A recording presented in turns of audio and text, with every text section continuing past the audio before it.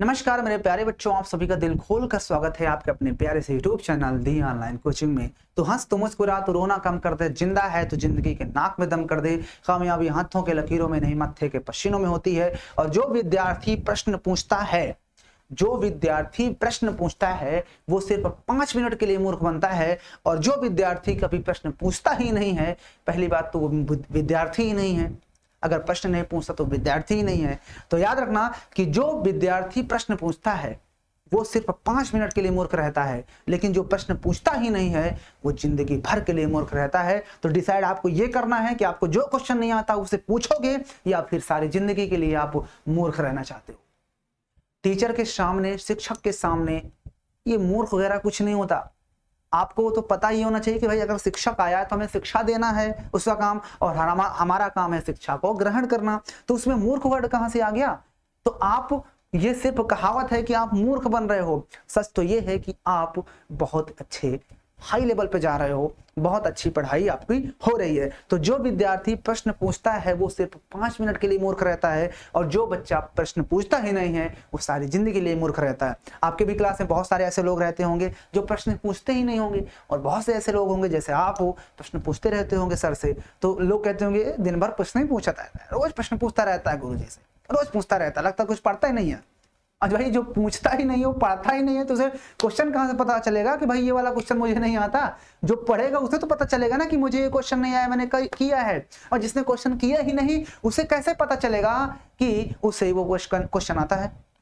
भाई प्रश्न वही पूछेगा ना जो घर पे पढ़ाई किया होगा, और जो नहीं पढ़ा हुआ ऐसे नहीं मारेगा तुक्का, लही जाएगा सर ये वाला बता दो। जब कहने के लिए आप क्यों नहीं पूछ रहे हो, तो बच्चा जल्दी ये वाला बता दीजिए गुरुजी, पता लगा वो तो बहुत आसान क्वेश्चन था। तो इसलिए जब आप प्रश्न को करोगे घर पे तो आपको ऐसे क्वेश्चंस होंगे जो नहीं आएंगे, तभी तो सर से पूछोगे। और जो क्वेश्चन करेगा ही नहीं वो पूछेगा क्या? इसलिए आप सही हो, आपको प्रश्न पूछना है सर से।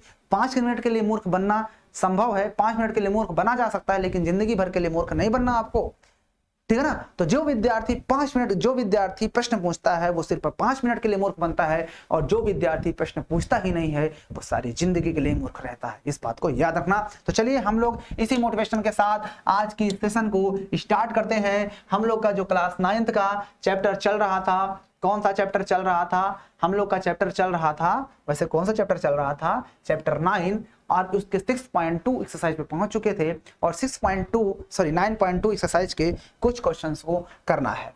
क्या 9.2 क्वेश्चंस के हमने कुछ क्वेश्चंस कर लिए थे। आज के इस वीडियो के अंदर उसे हम आगे बढ़ाते हैं और बेहतरीन तरीके से आगे क्वेश्चंस को करते हैं। 9.2 चलिए देखिए इस एक्सरसाइज को। आपके सामने ये क्वेश्चंस मैंने करवा दिए थे, पहला भी हो गया था, दूसरा भी हो गया था, तीसरा बताना है।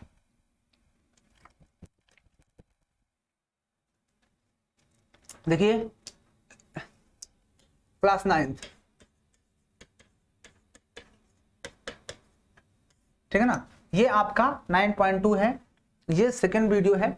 9.2 के मैंने पहला और दूसरा वीडियो जो है 9.1 प्रश्नावली में ही कवर कर दिया था। तो आपने अगर 9.1 देखा होगा तो समझ में आ गया होगा। ये आज 9.2, आज मैं इसको फिनिश कर दूंगा। तो मैंने पहला बता दिया था, दूसरा भी बता दिया था। आइए अब बात करते हैं तीसरे क्वेश्चन पे।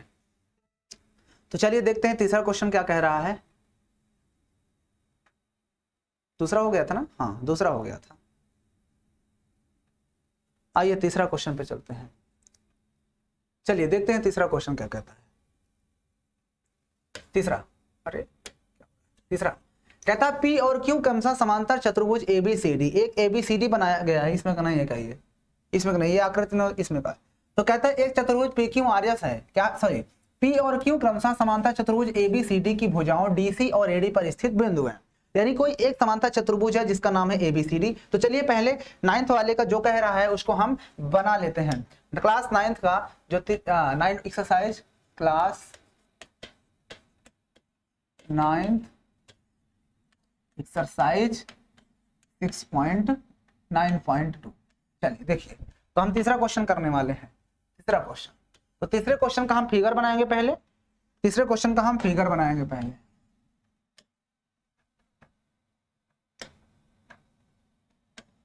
9.2।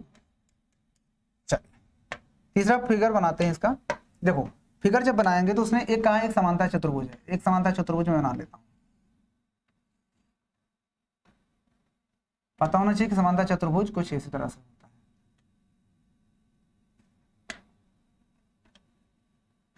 है। ये लो, ठीक है ना, ये आपका ए हो गया, ये बी हो गया, ये सी हो गया और ये डी हो गया।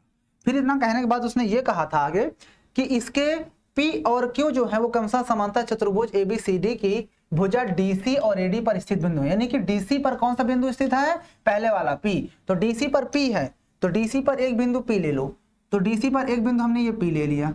अब उसने ये नहीं कहा था कि मध्य बिंदु, इसलिए मैं मध्य बिंदु जैसा नहीं ले रहा हूँ, थोड़ा सा उधर ही ले रहा हूँ ताकि अब कंफ्यूज ना हो। फिर जो एडी है उस पर कौन सा बिंदु लिया जाएगा, क्यों, एडी पर क्यों है, एडी पर एक बिंदु यहां पर ले लेते हैं, चलो ये क्यों पॉइंट है, ठीक है ना, ओके। फिर कहता है कि दर्शाइए क्या, कि area of A P B, area of APB, तो एपीबी कहीं दिख रहा है, एपीबी मतलब यहां से इसको मिलाया गया है, फिर इसको यहां से यहां मिलाया गया है, एपीबी, इसका एरिया क्या है, area of B Q C, area of B Q C, तो बी को क्यू से और क्यू को सी से, बी क्यू सी के। बड़ा ही प्यारा, बहुत ही आसान क्वेश्चन है। तो देखो हमारे पास जो दिया उसको तो लिखना ही पड़ेगा। देखो दिया है चतुर्भुज ए बी सी डी, एक क्या है, एक समांतर चतुर्भुज है जिनकी भुजाओं डीसी व एडी पर स्थित बिंदु पी व क्यू, ठीक है, बस इतना दिया है, ठीक है ना। इतना करने के बाद आपको आगे क्या करना है, सिद्ध क्या करना, तो उसको लिखते हैं सिद्ध करना है।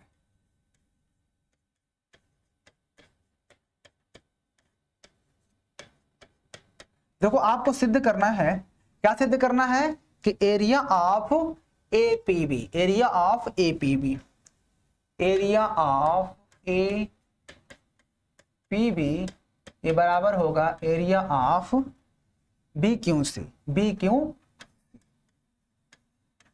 बहुत आसान है। आपको प्रमेय याद है ना कि एक ही समांतर रेखाओं के, एक ही आधार व एक ही समांतर रेखाओं के बीच स्थित त्रिभुज का क्षेत्रफल समांतर चतुर्भुज के क्षेत्रफल का आधा होता है। या एक बात और भी, एक ही समांतर चतुर्भुज के एक ही आधार व एक ही समांतर रेखाओं के बीच स्थित दो समांतर चतुर्भुज का क्षेत्रफल बराबर होता है। याद रखना इस बात को, या स्थित जितने भी समांतर चतुर्भुज होते हैं सबका क्षेत्रफल बराबर होता है। ओके, याद रखना इस चीज को। ओके, अब आते हैं सिद्ध करते हैं, यहां पर डालेंगे सिद्ध।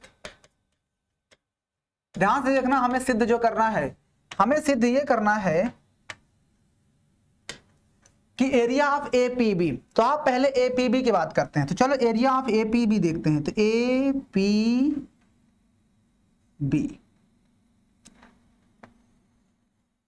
ये देखिए, ये है एरिया ऑफ एपीबी। एपीबी आप देख रहे हो ना एरिया, ओके, ये आपके पास एरिया दिख रहा है ना एपीबी। तो यहां पर आप ध्यान से देखोगे कि भाई एबीसीडी एक समांतर चतुर्भुज था, और ये समांतर चतुर्भुज की भुजा एबी है, और यही एबी जो भुजा आ रही वो एपीबी में भी आ रही है। इसका मतलब कि एक ही आधार हो गया इस त्रिभुज का भी और इस समांतर चतुर्भुज का भी। इसका मतलब कि इसका जो क्षेत्रफल होगा वो समांतर चतुर्भुज के क्षेत्रफल का आधा होगा प्रमेय से, याद रखना। तो यहां पर लिखेंगे क्या, चूंकि एबीसीडी एक समांतर चतुर्भुज है, समांतर चतुर्भुज है तथा नहीं ऐसा नहीं लिखो, क्योंकि एबीसीडी एक समांतर चतुर्भुज है तथा नहीं एक समांतर चतुर्भुज व त्रिभुज ये वाला एपीबी एक ही आधार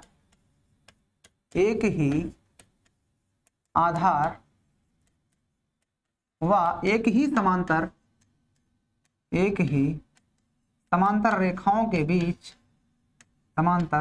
रेखाओं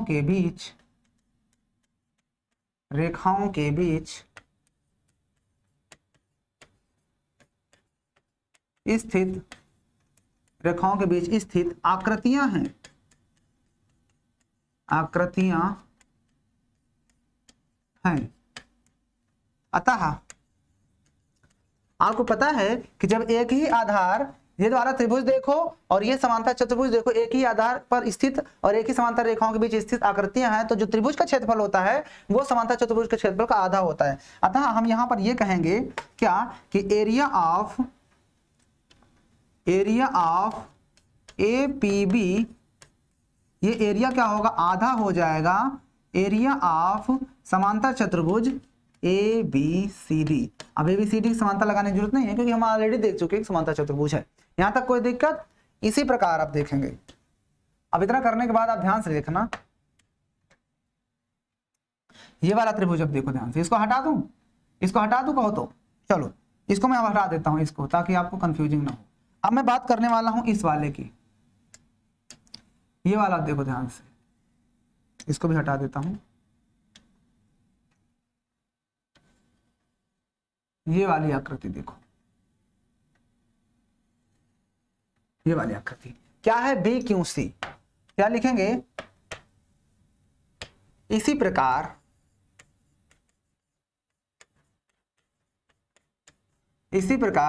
समांतर चतुर्भुज ABCD व त्रिभुज BQC एक ही आधार, देखो ना अब ये त्रिभुज और ये फिर से समांतर चतुर्भुज बन रहा है। ABCD समांतर चतुर्भुज था और ये फिर ये जो BC भुजा है दोनों का उभयनिष्ठ है, तो एक ही आधार, यहां पर एक चीज आप और जोड़ सकते हो, एक ही आधार, इसके आगे आप यहां पर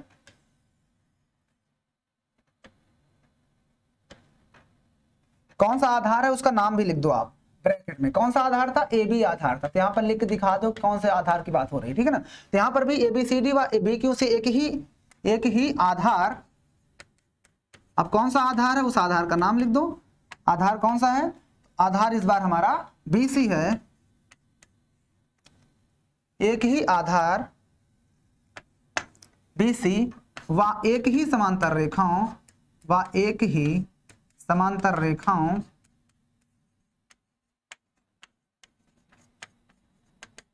यहां पर भी आप लिखना हो तो लिख सकते हो ब्रैकेट में। समांतर रेखाओं कौन सी होंगी, यानी BC समांतर, अब इस बार AD। यहां पर भी आप चाहो तो लिख सकते हो समांतर रेखाओं, यहां पर आप लिख दो, क्या लिख दोगे,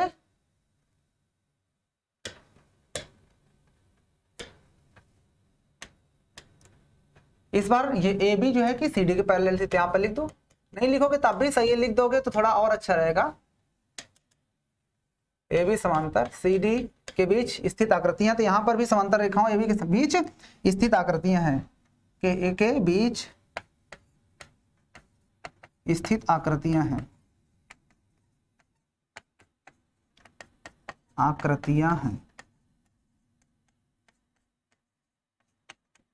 अतः इस सिचुएशन में भी आप यही चीज कह सकते हो कि एरिया ऑफ जो BQC होगा वो एरिया बराबर होगा 1/2 एरिया ऑफ ABCD के। नहीं होगा, बोलिए। अब इसको इक्वेशन नंबर 1 डाल दो, इसको इक्वेशन नंबर 2 डाल दो।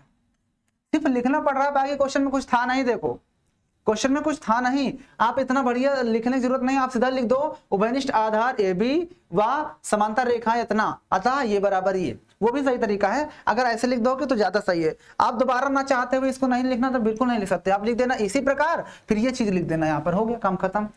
यहाँ पर इतना करने के बाद आप ये भी लिख सकते उभयनिष्ठ आधार BC तथा BC पैरेलल AD, अतः ये बराबर ये। आप ये चीज नहीं लिखना चाहते हो, अगर ये चीज लिख दी है तो अच्छी बात है, अगर आप नहीं लिखना चाहते तब भी सही। इसके जगह पे आप ये लिख दो कि उभयनिष्ठ आधार BC तथा BC पैरेलल AD, अतः ये बराबर ये। तो चलो मैं इसको हटा दूं, हटा दो इसको। देखो जिसको ऐसे लिखना वैसे भी लिख लेना, जिसको नहीं लिखना है तो उसको हटा देगा। तो चलो मैं जैसा हटा के बता देता हूं आपको, आप ऊपर भी यही चीज लिख सकते थे। इसी प्रकार यहां पर लिखोगे, इसी प्रकार मैंने लिख के दिखा दिया, अगर आप लिखना चाहते हो तो उसको भी लिख सकते थे। इसी प्रकार आप लिखोगे उभयनिष्ठ आधार, ये थोड़ा सा छोटा हो जाएगा, ज्यादा लिखना नहीं पड़ेगा आपको। उभयनिष्ठ आधार बराबर क्या है इस सिचुएशन में, BC तथा समांतर रेखाएं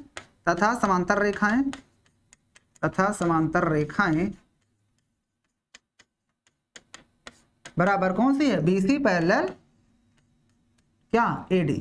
इसी तरह से आप ऊपर वाले में भी लिख सकते थे, ठीक है। अतः ये बराबर ये, कोई दिक्कत यहां तक? नो दिक्कत। अब देखो समीकरण 1 व 2 से अब लिखेंगे यहां पे समीकरण 1 व 2 से, समीकरण 1 व 2 से ध्यान से देखोगे तो आपको समझ में आएगा कि जो एरिया ऑफ APB था वही एरिया ऑफ ABCD के आधे के बराबर था, और ये भी एरिया ऑफ आधा जो है एरिया ऑफ ABCD का आधा वो BQC के बराबर है। यानी कि मैं इसके जगह पे ये बराबर है दोनों पक्ष, तो ये भी दोनों पक्ष बराबर होंगे, इसलिए मैं यहां पर लिख सकता हूं एरिया ऑफ BQC, ठीक है ना। और हमें इस प्रश्न में यही तो सिद्ध करना था, हेंस प्रूव। देख लो आप इस क्वेश्चन को, कहां पर समझ में नहीं आया आप लोग कमेंट करके बताओ। देख लो ध्यान से, जो जो दिया है सब कुछ लिख दिया मैंने, और जो सिद्ध करना था हमने सिद्ध कर दिया, ठीक है। चलें अगले क्वेश्चन पे, आइए नेक्स्ट क्वेश्चन पे चलते हैं, आप इसको नोट कर लो। चलिए आइए क्वेश्चन नंबर 4 पे चलते हैं। क्वेश्चन नंबर 4 देखिए, कहता है एक आकृति बनाई गई है कुछ इस तरह से ABCD, ठीक है ना। तो आइए इस आकृति को बना लेते हैं। पहले क्वेश्चन नंबर 4 की आकृति बना लेते हैं। एक ABCD है, ये लो,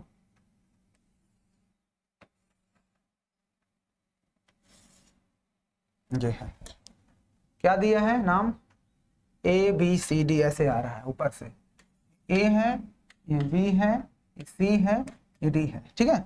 इतना करने के बाद यहां पर कोई बिंदु P लिया गया है, थोड़ा सा ऊपर P ले लेते हैं इधर साइड में, यानी यहां पर एक कोई पॉइंट हमने ये P ले लिया। अब इन सभी को मिला दो, यहां से इसको मिला दो, फिर इसको भी यहां से मिला दो, फिर इसको यहां से मिला दो, ये, और ये आपका जो पॉइंट है इसका नाम है P। इतना दिया है। तो कहता है आकृति 9.16 में चतुर्भुज ABCD के अभ्यंतर, यानी अभ्यंतर मतलब इसके अंदर क्या बनाया गया, स्थित कोई बिंदु P है, इसके अंदर एक बिंदु ये P स्थित है। तो दर्शाइए एरिया ऑफ APB बराबर है प्लस एरिया ऑफ PCD बराबर होता है एरिया ऑफ 1/2 ABCD के। ये सिद्ध करना है। तो 4 में कुछ दिया नहीं है, जो दिया है उसको लिख देता हूं, थोड़ा बहुत जो दिया है। जो क्या दिया है, दिया है चतुर्भुज ABCD के अभ्यंतर बिंदु P, ठीक है ना। अब हमको सिद्ध क्या करना है, तो लिखते हैं सिद्ध करना है,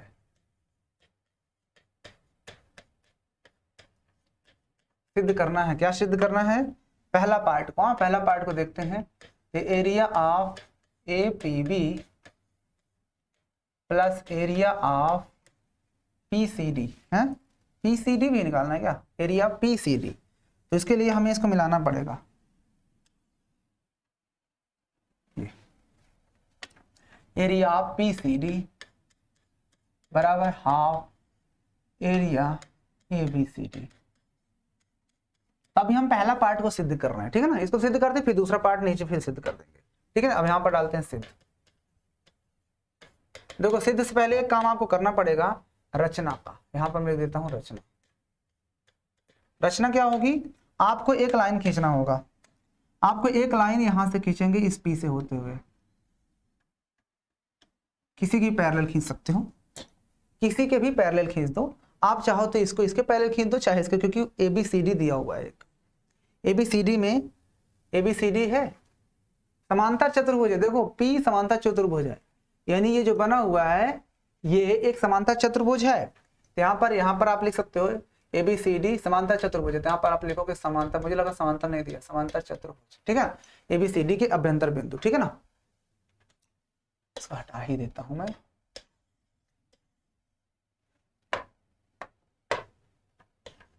यहाँ पर लिखोगे इस तरह से समांतर चतुर्भुज, ठीक है ना। चलिए अब यहाँ पर लिखेंगे, एक मैंने ये जो लाइन खींची इसका भी कुछ नाम देते थे, EF दे देते, EF, यानी मैंने EF जो है AB के पैरेलल खींचा, तो लिखेंगे AB पैरेलल EF खींचा। इससे बहुत काम होने वाला है, क्योंकि जब इसको खींच दिया तो यही रेखा पर एक त्रिभुज बना है, तो इस चतुर्भुज का आधा होगा, फिर इधर भी चतुर्भुज का आधा होगा, दोनों को आपस में जोड़ देंगे, आंसर आ जाएगा। तो यही करना था इसमें। तो देखो यहाँ पर ध्यान से देखना, इस वाले इसकी बात कर रहा हूं, चतुर्भुज AEFB में, या नीचे वाला पहले ले लो, चतुर्भुज भाई अगर ये रेखा इसके समांतर है और ये रेखा इसके समांतर थी, इसका मतलब ये रेखा इसके समांतर होगी कि नहीं। तो यहाँ पर लिखेंगे, सिद्ध करना है हमें, तो यहाँ पर लिखेंगे चूंकि ए बी सी डी एक क्या है, एक समांतर चतुर्भुज है। एक क्या है, एक समांतर चतुर्भुज है। अतः A B parallel C D तथा अभी मैंने ए बी को किसके पैरेलल खींचा है, ई एफ के, मतलब ई एफ पैरेलल खींचा है ना। अतः इन दोनों से आप ये कह सकते हो ना कि जो ए बी होगा वो पैरेलल होगा सी डी के और पैरेलल होगा ई एफ के। अतः आप ये भी कह सकते हो कि जो हमारा सी डी होगा, या इसको हटा ही दो। अतः इन दोनों से आप ये कह सकते हो, इन दोनों से अगर ए बी सी डी के पैरेलल है, ए बी ई एफ के पैरेलल नहीं, ये दोनों भी आपस में पैरेलल होंगी, यानी जो सी डी होगी वो पैरेलल हो जाएगी किसके, ई एफ के। ठीक है ना। अब देखो, अब नीचे वाला त्रिभुज लेते हैं, चतुर्भुज डी सी एफ ई, चतुर्भुज डी सी एफ ई व त्रिभुज पी सी डी में मैंने क्या किया, ये वाला त्रिभुज ले लिया। ये वाला त्रिभुज भाई, अगर ये एक समांतर चतुर्भुज है कि नहीं, क्योंकि आधा ही पार्ट तो है भाई, पूरा चतुर्भुज समांतर चतुर्भुज है, तो इतना भी समांतर चतुर्भुज होगा। और इसके अंतर्गत बना हुआ एक ये, आप ध्यान से देखो तो ये भी आपको दिख रहा है जी। तो इन दोनों का ले लिया, तो यहाँ पर इन दोनों में ध्यान से देखोगे तो आपको उभयनिष्ठ आधार दिख रहा होगा। इन दोनों में उभयनिष्ठ आधार दिख रहा है कुछ, आप ऐसे लिख दो, पूरा लिखने से अच्छा। उभयनिष्ठ आधार क्या दिख रहा है, डी सी, और इसके बाद तथा समांतर रेखाएं कौन सी हैं आपकी, जो डीसी है वो पैरेलल है ई एफ के। अतः आप सीधा सीधा ये कह सकते हो ना, अतः जब दो एक ही आधार व एक ही समांतर रेखाओं के बीच दो आकृतियां होती हैं तो उसमें जो त्रिभुज का क्षेत्रफल होता है, यानी area of P C D, वो एरिया क्या होता है, आधा होता है समांतर चतुर्भुज का। समांतर चतुर्भुज एरिया ऑफ किसके, डी सी ई एफ का आधा हो जाएगा। Equation number first. ठीक है ना। इसी तरह से ऊपर वाला त्रिभुज आप देख लोगे, इसी प्रकार आप ऊपर वाले त्रिभुज में देखोगे तो ऊपर वाले त्रिभुज में भी, ये ऊपर वाला त्रिभुज जो देख रहे हो, इसको भी तो बिल्कुल यही चीज तो है, ये भी एक समांतर चतुर्भुज है। ये ए बी एक उभयनिष्ठ भुजा है, उभयनिष्ठ है, और ये उभयनिष्ठ जब हो गया तो ये रेखा पर ये एक त्रिभुज बनना है ना। कौन सा त्रिभुज बना हुआ है, ध्यान से देखना, इसको मैं हटा देता हूं। अब ये वाला देखो त्रिभुज, ये वाला त्रिभुज की बात कर रहा हूं मैं, ये ऊपर वाला जो त्रिभुज है, ये आकृति, ये भी एबीसीडी एक समांतर चतुर्भुज, ये भी एक समांतर चतुर्भुज है, और इसकी आकृति जो बनी हुआ है ये भी एक समांतर चतुर्भुज है। तो आप यहां से लिखोगे इसी प्रकार से कि एरिया ऑफ क्या है, एपीबी, एरिया ऑफ एपीबी का भी क्षेत्रफल आधा हो जाएगा ऊपर वाला जो त्रिभुज है एरिया ऑफ एबीएफई से, एबीएफई का। इक्वेशन नंबर सेकंड भाई बिल्कुल वही चीज है ना, इसलिए मैं डायरेक्ट लिख दिया ना। आप चाहो तो ये लिख सकते हो इस तरह से, इसमें भी कि एपी तथा एपीबी में उभयनिष्ठ भुज आधार बराबर इतना, फिर ये, तो वही चीजें तो बार बार लिखने की जरूरत नहीं है। दोनों को देख लो आप, समीकरण 1 व 2 को, तो समीकरण 1 व 2 से यहाँ पे लिखोगे समीकरण 1 व 2 से, 1 व 2 से ध्यान से देखोगे तो आपको पता चल रहा है कि दोनों को समीकरण 1 व 2 को जोड़ने पर, क्योंकि हमें इन्हें एक साथ चाहिए है ना एक तरफ, तो यहां पर देखो जोड़ देता हूं, तो area of PCD plus area of APB बराबर हो जाएगा, इधर से देखो इन दोनों को भी जोड़ दो, तो एरिया ऑफ ऊपर से क्या है DCEF plus area of 1/2 area of क्या है ABFE। ठीक है ना, कोई दिक्कत, नो दिक्कत। अब यहां पर आप साफ साफ देख रहे हो कि इधर उसने पहले क्या लिखा, एरिया ऑफ APB पहले लिखा है, PCD लिखा है, तो यानी मैं इसको पहले लिख सकता हूं, कोई दिक्कत है। तो एरिया ऑफ APB लिख देते हैं यहां पे,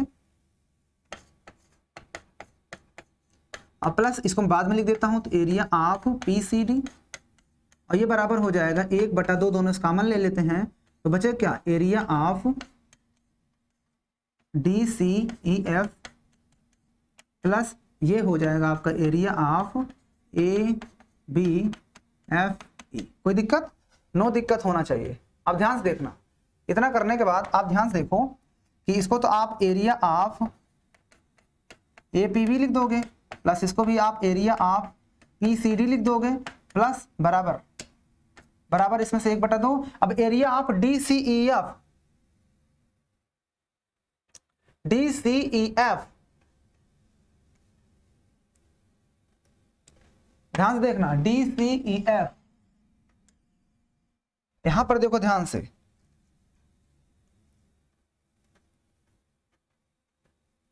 अब इस त्रिभुज में देखो एरिया ऑफ APB रहने दो, ये एरिया ऑफ DCEF ये नीचे वाला, फिर ABEF ये ऊपर वाला, ये दोनों त्रिभुज चतुर्भुज जो बने हुए समांतर त्रिभुज छोटे छोटे, ये दोनों मिलकर के एक पूरा पूरा ABCD नहीं बना रहा, तो यहां पर मैं लिख सकता हूं ना area of ABCD।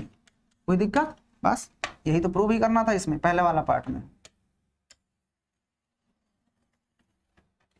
Hence prove. बताइए आपको ये क्वेश्चन कहां पर समझ में नहीं आया? बहुत ही आसान क्वेश्चन था, लाजवाब क्वेश्चन था, शानदार क्वेश्चन था। देख लो ध्यान से इस क्वेश्चन को, जो जो दिया था हमने वो सारा कुछ लिख दिया, ठीक है ना। देख लो आपके सामने क्वेश्चन है, ठीक है ना। तो आप इसको क्या करो, एक स्क्रीनशॉट मार दो अगर आपको समझ नहीं आया तो। पूरा यहाँ समझ में पूरा वही चीज है, अभी समझ में नहीं आया होगा तभी दोबारा समझ में आ जाएगा, क्योंकि फिर से अगला जो होने वाला है वो बिल्कुल यही चीज करने वाले हैं, ठीक है ना। चलिए हटा दो इसको। ओके चलिए देखो, इसको पहले बात मैं इसको हटाता हूँ और इसको भी हटाता है, ठीक है ना।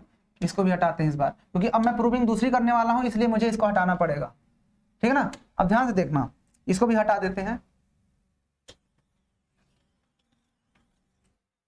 देखो इसको हटा देते हैं। देखो जो हमें सिद्ध करना है, इसका जो पार्ट 2 है उसे हटाना पड़ेगा, और साथ में हमें इसको भी पूरा हटाना पड़ेगा। इसको हटा दे पूरा, और इसको भी सेकंड पार्ट यहाँ पे मैं डाल देता हूँ, या इसको हटा देता हूँ पहले पार्ट को। अब सेकंड पार्ट में देखना ध्यान से, दूसरे में प्रूफ क्या करना है, एरिया ऑफ APD। दूसरे पार्ट में देखो क्या प्रूफ करना है हमको, दूसरे पार्ट में प्रूफ करना है एरिया ऑफ APD। अरे भाई क्या हो रहा है, दूसरा पार्ट देखो यहाँ पे सिद्ध क्या करना है, इसी का दूसरा part, area of APD plus BPC, area of BPC equal to हो जाएगा आपका एरिया ऑफ APB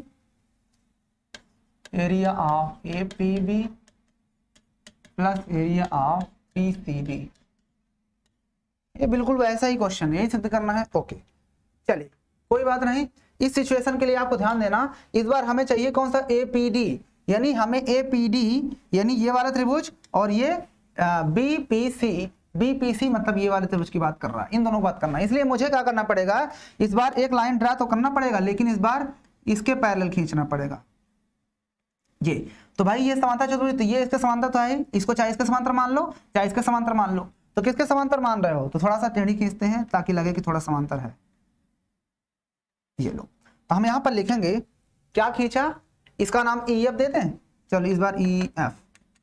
तो मान लेते हैं कि AD पैरेलल, लिखेंगे AD पैरेलल EF खींचा। ये दूसरे के क्वेश्चन की प्रूविंग है, हाँ ये पहला था ये दूसरा है। चलो सिद्ध करते हैं, ध्यान से देखना, इस वाले त्रिभुज की बात करता हूं पहले मैं, इधर वाला जो त्रिभुज बन रहा है ADEF में, त्रिभुज चतुर्भुज ADFE या EF व इस त्रिभुज की बात कर लेते हैं APD, त्रिभुज APD में। ध्यान से देखना, मैंने ये वाला त्रिभुज में बात कर रहा है, ये वाला त्रिभुज आपको दिख रहा होगा, और इसके अलावा आपको ये दिख रहा होगा, ये एक समांतर चतुर्भुज होगा, क्योंकि छोटा सा पार्ट है इसलिए। समझ बात को ना, इन दोनों की बात कर रहा हूं। तो इन दोनों में देखोगे तो आपको साफ साफ दिख रहा है कि उभयनिष्ठ आधार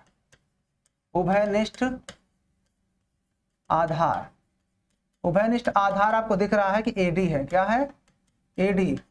वाह समांतर रेखाएं कौन सी हैं इन दोनों में, तो समांतर रेखाएं, तो आप ध्यान से देखो समांतर रेखाएं इसमें कौन सी हैं, AD समांतर किसके, EF के, ठीक है, ओके। अतः आप ये कह सकते हो, अतः जो त्रिभुज का क्षेत्रफल होगा एपीडी का, वो आधा हो जाएगा किसके, एरिया ऑफ यही त्रिभुज ए ई, क्या लिखा हूं, एडी ई एफ के। हमें पता ना कि फार्मूले से हो गया इक्वेशन नंबर 1, ठीक है ना। उसी तरह से हम उधर वाला त्रिभुज लेंगे, इसी प्रकार लिखते हैं, इसी प्रकार चतुर्भुज, या समांतर भी लिख सकते हो यहाँ पे, क्योंकि समांतर चतुर्भुज होगा ना, इसलिए इस प्रकार समांतर चतुर्भुज इधर वाला अब लेंगे, ये वाला बड़ा वाला जो दिख रहा है बी सी ई एफ में, बी सी ई एफ व त्रिभुज इसी के अंदर जो बन रहा है ये वाला बीपीसी, त्रिभुज बीपीसी में, इन दोनों में आप देखोगे तो उभयनिष्ठ आधार आपको क्या दिख रहा है, तो उभयनिष्ठ आधार आप ध्यान से देखोगे तो आपको जो आधार है कौन सा, बीसी, उधर वाला आधार, ये दोनों में वो दिख रहा है, तथा आपको ये भी दिख रहा है कि जो EF होगी वो पैरेलल हो जाएगी BC के, होगी कि नहीं। हमने ये वाला त्रिभुज की बात कर रहे हैं, ये जो बना है इसमें, ये जो आपको त्रिभुज दिख रहा है ये वाला, ये जो है ये इस चतुर्भुज छोटा वाला जो बन रहा है इसके आधे के बराबर होगा। अतः यहां से आप लिख सकते हो ना, अतः आपका त्रिभुज त्रिभुज क्या है, BPC, त्रिभुज BPC या एरिया ऑफ BPC यह हो जाएगा आधा किसका, एरिया ऑफ जो उधर बन रहा है त्रिभुज BCEF के, इक्वेशन नंबर 2। अब समीकरण 1 व 2 को हम जोड़ देंगे, तो समीकरण 1 व 2 को जोड़ने पर, तो लिखो यहाँ पर समीकरण 1 व 2 को, पूरा वही काम कर रहा हूं जो पहले वाले क्वेश्चन में किया गया था, जोड़ने पर अगर आप इन दोनों को जोड़ दे रहे हो तो ध्यान से देखना, इधर वाला इधर जुड़ेगा, यानी इसको इधर, इधर इसको उधर, यहाँ पर लिखेंगे area of APD plus area of ये बीपीसी, इधर भी दोनों जोड़ दो तो एरिया ऑफ 1/2, एरिया ऑफ क्या है ADEF plus area of 1/2 area of ये वाला BCEF, ठीक ना। मैंने इधर वाले पक्ष को इधर जोड़ दिया, इधर वाले किधर, तो ये आपका एरिया ऑफ APD प्लस ये आपका एरिया ऑफ BPC है, और ये बराबर 1/2, दोनों से कॉमन ले लो तो क्या बचेगा, एरिया ऑफ ADEF प्लस यहाँ से भी एरिया ऑफ BCEF बचेगा। कोई दिक्कत, ये बड़ा वाला ब्रैकेट बन।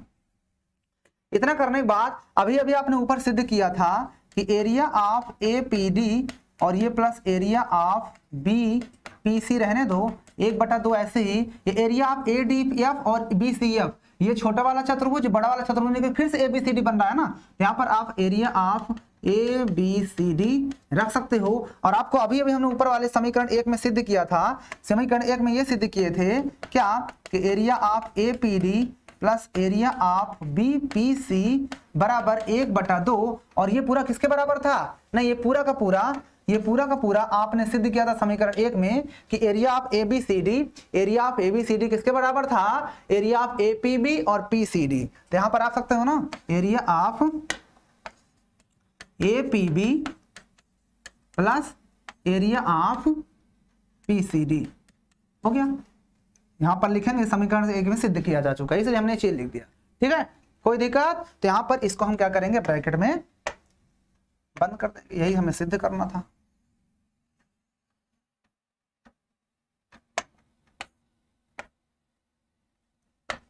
यह आपका हेंस प्रूफ।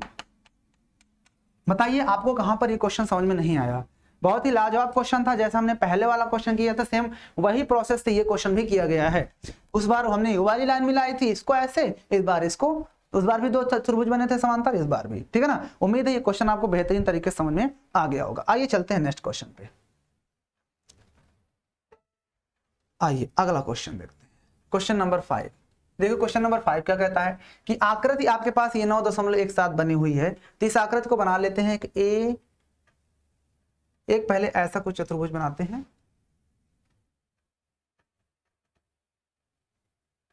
चलिए 5 नंबर देखते हैं। इसके लिए भी मुझे आकृति बनाना पड़ेगा भाई,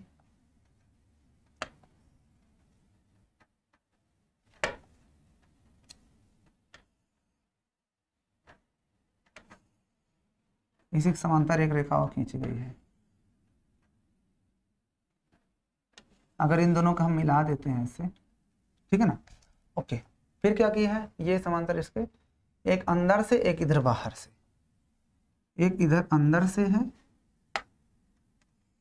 एक इधर बाहर से।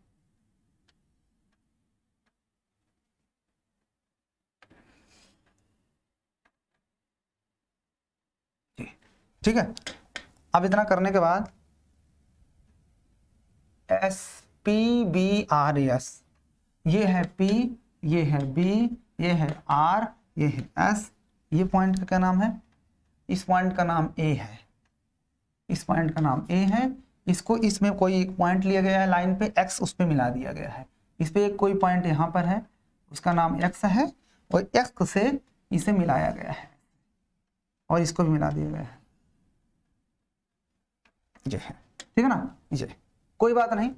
तो हमें इतना सिर्फ दिया है और कहता है पी क्यू आर एस और ए बी आर एस दोनों समांतर चतुर्भुज हैं। तो चलो जो दिया है उसको लिख लेते हैं। देखो दिया है पी क्यू आर एस व ए बी सी डी समांतर चतुर्भुज है, समांतर चतुर्भुज, यही दिया ना, पी क्यू आर एस। हाँ, यक्स भुजा ए बी भुजा बी आर पर स्थित कोई बिंदु है, रहने दो, उसको लिखना हो तो लिख सकते हो। इसको भी दर्शाइए कि हमें सिद्ध क्या करना है, उसको लिखते हैं, सिद्ध करना है। देखो हमें सिद्ध क्या करना है, आप जरा ध्यान से देखिएगा। हमें सिद्ध क्या करना है, हमें सिद्ध क्या करना है, ये जरा ध्यान से देखो। हमें सिद्ध करना है पहले क्वेश्चन में area of P Q R S, area of P Q R S ये बराबर हो जाएगा किसके, area of A B R S, area of A B R S के, ठीक है ना। तो चलिए पहले वाले सिद्ध करते हैं। सिद्ध देखो ध्यान से, हमें लेना है त्रिभुज area of P Q R S. तो देखो area of P Q R S, तो पी ये क्यों है क्या, यहाँ पे क्यों नहीं लिखे, यहाँ पर क्यों है, क्यों, पी क्यू आर और एस, ये चतुर्भुज देख लो। और उसके बाद चतुर्भुज की ये वाली बात कर लेते हैं जो अंदर बना हुआ है पी क्यू आर एस की, ये area of A B R S. देखो यहाँ पर ध्यान से देखो कि ए बी आर एस और फिर पी क्यू आर एस ये दोनों एस आर भुजा पर बने हैं। तो लिखेंगे इन दोनों त्रिभुज को, लिखेंगे चतुर्भुज को, तो लिखेंगे समांतर चतुर्भुज, समांतर चतुर्भुज पी क्यू आर एस व समांतर चतुर्भुज ए बी आर एस में, ए बी आर एस में आपने क्या देखा कि जो इसमें उभयनिष्ठ भुजा है, कौन सी भुजा, उभयनिष्ठ भुजा, वो दोनों में एस आर आ रही है, तथा जो एस आर है वो समांतर भी है पीबी के। पीबी की होगी कि नहीं होगी, क्योंकि भाई जब इतनी पार्ट इतने समांतर है तो पूरा पार्ट भी तो समांतर, क्योंकि उसी लाइन को बढ़ाया गया है इसलिए। अतः आप ये कह सकते हो, अतः area of P Q R S ये बराबर हो जाएगा एरिया ऑफ समांतर चतुर्भुज ए बी आर एस के। आप चाहो तो इसके पहले समांतर चतुर्भुज लिख सकते हो कि ताकि टीचर नंबर ना काटे, ठीक है ना, लिख देना इस चीज को भी, बस यही चीज प्रूव करना था, हेंस प्रूव हो गया। हमने दिखा दिया एक ही आधार और एक ही समांतर रेखाओं के बीच स्थित समांतर चतुर्भुज के क्षेत्रफल हमेशा बराबर होता है। ये दोनों समांतर चतुर्भुज हैं, मैंने यहाँ पे ऑलरेडी लिख भी दिया है, यहाँ पर नहीं लिखोगे तब भी काम चलेगा, बाकी आप चाहो तो लिख सकते हो। तो ये हुआ पहला पार्ट। आइए दूसरे पार्ट को भी देख लेते हैं। इसका दूसरा पार्ट में क्या सिद्ध करना है, आइए दूसरा पार्ट में देखते हैं क्या कहता है इसका। दूसरा पार्ट में area x A x S, area of A x x, area of A x S ये आधा होगा area of P Q R S, है ना, यही था पी क्यू आर एस। कोई बात नहीं, ये भी आसान है, इसके लिए इसे हटा देते हैं इसमें से, ध्यान से देखना, इसको भी हटा देते हैं। देखो ध्यान से देखना, किसकी बात कर रहा है, इधर ए एक्स एस, ए एक्स एस ये, और उसके बाद पी क्यू आर एस, हमें पी क्यू आर एस के साथ दिखाना। तो कोई बात नहीं, आप इस त्रिभुज को देखो, इस त्रिभुज की जो एक भुजा आ रही है, इस त्रिभुज की एक भुजा ये जो भुजा आ रही है ए बी ए, और ये R S, A B R S, ध्यान से देखना, ए बी आर एस जो आपको त्रिभुज दिख रहा है, और इसी में ए एक्स एस बना हुआ है। इसका मतलब कि यहां पर आप साफ साफ लिखोगे, क्या लिखोगे, समांतर चतुर्भुज ए बी आर एस व त्रिभुज ए एक्स एस में, ध्यान देखना, उभयनिष्ठ आधार, इन दोनों का उभयनिष्ठ आधार आपको दिख रहा है, क्या है, इन दोनों को उभयनिष्ठ आधार एएस दोनों को उभयनिष्ठ आधार दिख रहा है ना, ये वाला।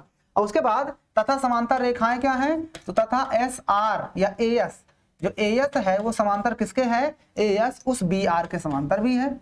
अतः आप यहां पर कह सकते हो कि जो एरिया होगा ए एक्स एस का, ये आधा हो जाएगा समांतर चतुर्भुज, लिख दो इस तरह से आप, चलो समांतर चतुर्भुज लिख दो, समांतर चतुर्भुज एरिया ऑफ समांतर चतुर्भुज क्या था, ए बी आर एस के, होगा कि नहीं होगा। परंतु हम ये भी जानते हैं, यहां पर लिखेंगे, परंतु A B R S, area of A B R S ये बराबर है area of P Q R S के, क्योंकि हमने अभी ऊपर सिद्ध किया था, इस यहां पर लिख सकते हो, सिद्ध किया जा चुका, सिद्ध किया जा चुका, इसलिए अतः आप इसकी जगह पे रख सकते हो ना, तो एरिया ऑफ आपका जो ए एक्स एस है वो बराबर हो जाएगा 1/2, इसके जगह हम क्या रख सकते हो, area of P Q R S, क्योंकि दोनों बराबर ही थे, और हमने अभी ऊपर सिद्ध भी किया था इस चीज को, यही सिद्ध करना था इस प्रश्न में, देख लो, ठीक है ना, हेंस प्रूव। बड़ा ही प्यारा, बड़ा ही शानदार क्वेश्चन था, बड़े ही लाजवाब तरीके से हमने इस क्वेश्चन को कर दिया है, आप इस चीज को नोट डाउन कर सकते हो। आइए बढ़ते हैं अगले क्वेश्चन पे, और अगला जो क्वेश्चन है वो लास्ट क्वेश्चन है। आइए क्वेश्चन नंबर 6 पे चलते हैं। क्वेश्चन नंबर 6 में देखो क्या कहता है बच्चा, क्या बात है, लास्ट क्वेश्चन पे आ चुके हैं। कहता है 6 में कि एक किसान के पास एक समांतर चतुर्भुज A P Q R S एक का रूप का एक खेत है। एक किसान है जिसके पास समांतर चतुर्भुज A B P Q R S के रूप का एक खेत है। तो चलिए एक समांतर चतुर्भुज बना लेते हैं जो खेत है इसके पास। 6 नंबर में एक समांतर चतुर्भुज के रूप में खेत है एक किसान के पास। तो चलिए मैंने बना दिया एक समांतर चतुर्भुज जैसा खेत।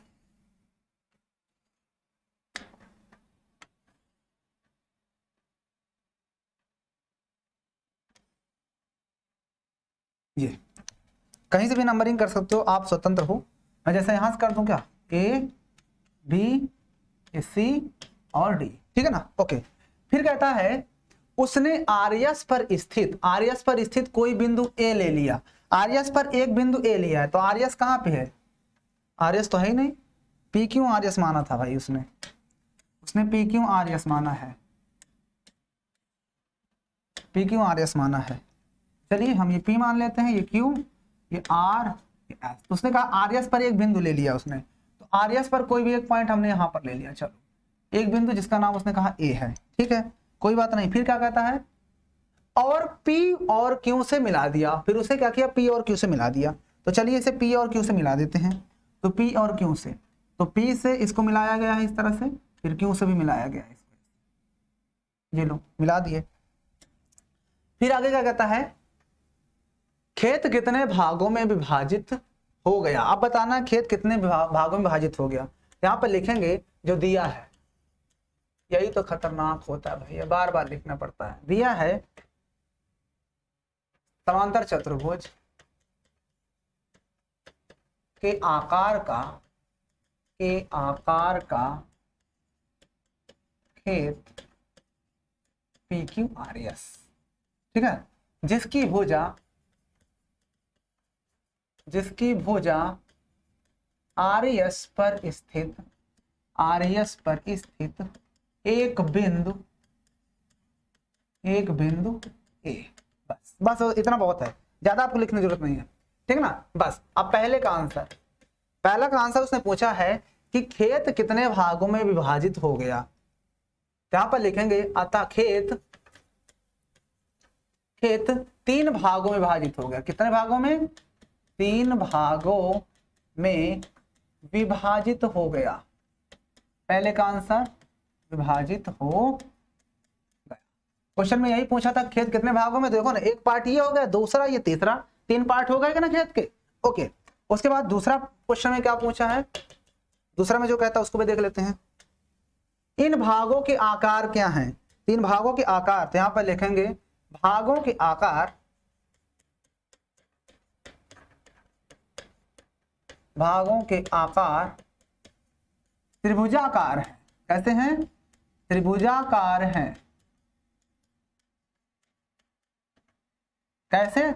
नाम भी लिख सकते हो। तो त्रिभुज एक बन रहा है आपका त्रिभुज PAS, फिर एक त्रिभुज बन रहा है APQ, और एक त्रिभुज आपका बन रहा है ARQ। कैसे भी नाम रख सकते हो। एक ही वाला त्रिभुज दिख गया, एक ही त्रिभुज का नाम लिख दिया, एक त्रिभुज का ये नाम, 3 हो गए त्रिभुज। ओके, आइए अब तीसरे पार्ट पे चलते हैं। तीसरा पार्ट क्या कह रहा है? वह किसान खेत में गेहूं और दालें बराबर बराबर अलग अलग बोना चाहती है। कहता गेहूं और दालें बराबर बराबर, यानी गेहूं भी बो रही है और दाल बोना चाह रही है, तो बराबर बराबर बोना चाहती है। तो वो कैसा करे? ऐसा अगर उसे बराबर बराबर बोना है तो हमें तो ये पता करना पड़ेगा कि एरिया कितना है। तो इसके लिए आपको सिंपल है तरीका, आपको साफ साफ देखना है त्रिभुज, इसके लिए त्रिभुज नहीं बल्कि समांतर चतुर्भुज लिखेंगे। पहले लिखते हैं समांतर चतुर्भुज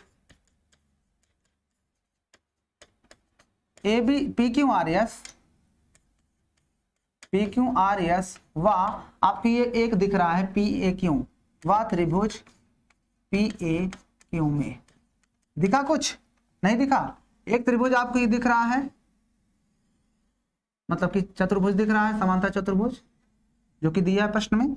उसके बाद आपको एक चीज ये भी दिख रहा होगा, ये आकृति भी आपको दिख रही होगी। ये दोनों आकृति ध्यान से देखो, ठीक है। 3 दोनों आकृति की बात कर रहा हूं, तो यहां पर लिखूंगा उभयनिष्ठ। इन दोनों में देखो उभयनिष्ठ भुजा या उभयनिष्ठ आधार भी लिख दो। अगर आपको दिक्कत है तो यहाँ पे उभयनिष्ठ आधार लिख दो या भुजा, दोनों बात वही होती है, ठीक है ना।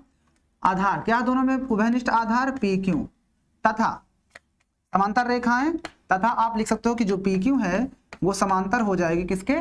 RS के। क्यों होगा? तो लिख सकते हो यहाँ पे क्योंकि PQRS एक समांतर चतुर्भुज है, ठीक है ना। ओके, इतना करने के बाद अब आपको ध्यान से देखना है आगे का प्रोसेस।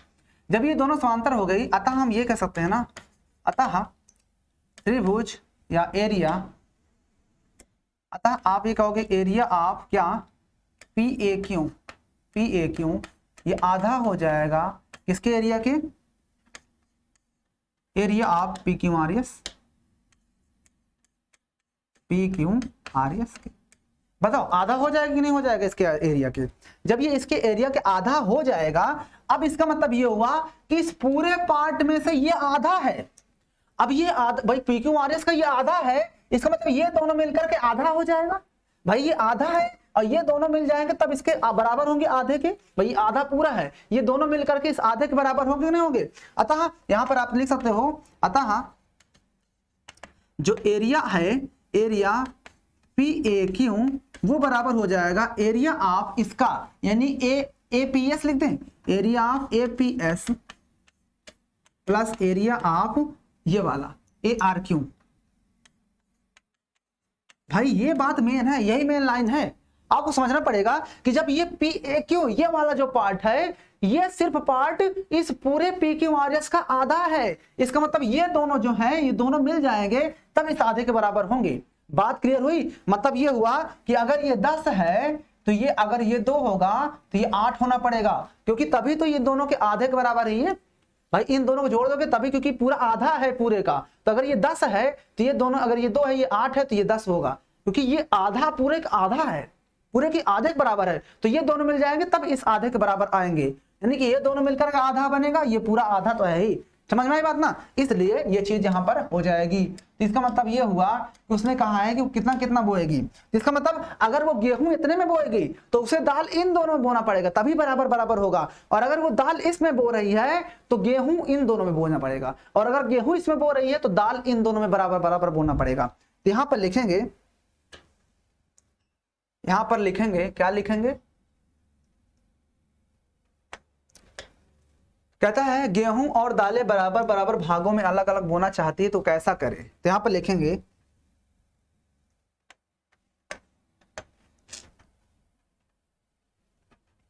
कैसे लिखेंगे इस चीज को, अगर इस चीज को लिखना चाहते हो तो कैसे लिखेंगे बताओगे? अगर इसको लिखना है तो कैसे लिखेंगे, यानी वो इस भाग में अगर गेहूं बो रही तो बाकी दोनों भागों में दाल बोना पड़ेगा। तो यहां पर लिख सकते हो यदि दाल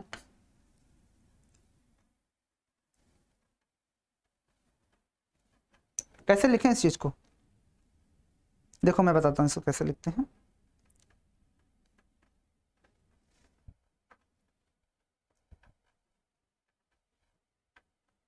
यहां पर आप लिख सकते हो इस चीज को, यहां पर ऐसे लिख दो, अतः किसान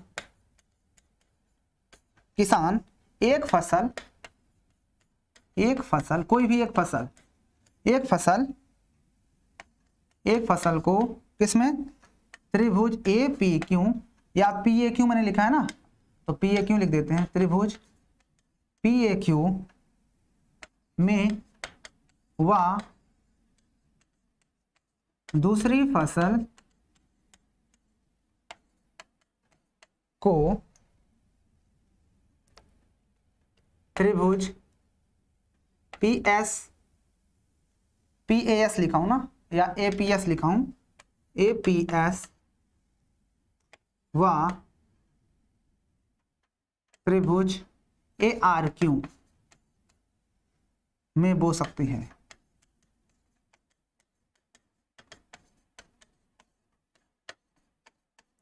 ये यहां पर खत्म हो जाता है इसका आंसर, ठीक ना। यानी किसान अगर एक फसल इसमें बो रहा है तो दूसरी फसल इन दोनों में बोना पड़ेगा, यानी कि अगर दाल इसमें बो रहा है तो बाकी की एक फसल क्या थी, दाल और गेहूं, तो गेहूं इसे इन दोनों में बोना पड़ेगा।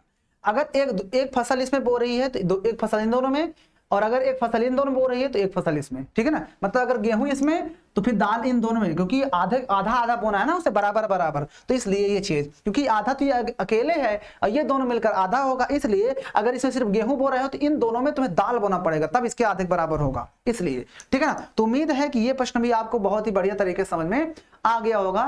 क्वेश्चन थोड़ा सा अच्छा था, ऐसे क्वेश्चन एग्जाम में आते ही रहते हैं, तो आप इसको नोट डाउन करो। और यहाँ पर आपकी एक्सरसाइज 9.2 फिनिश हो जाती है। नेक्स्ट वीडियो में हम लोग 9.3 पे डिस्कस करेंगे, तो ठीक है। तो मुझे उम्मीद है कि एक्सरसाइज आपको बेहतरीन तरीके से समझ में आ गई होगी। तो 6 क्वेश्चन आपके यहाँ पर फिनिश हो जाते हैं। तो मुझे उम्मीद है कि वीडियो पसंद आई होगी। वीडियो पसंद आई हो तो लाइक कर देना, चैनल पर नए हो तो सब्सक्राइब कर लेना, बेल आइकन को प्रेस कर लेना। बाकी आपसे मिलेंगे जल्दी इसके नए वीडियो के साथ, तब तक के लिए जय हिंद।